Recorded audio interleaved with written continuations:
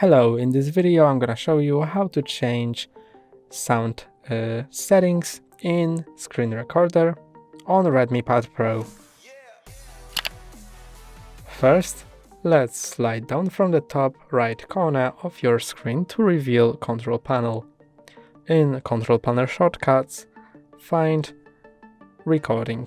Press and hold on it to reveal its settings.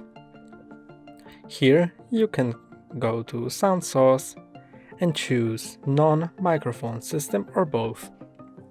That's all for today. Don't forget to like and subscribe. See you next time.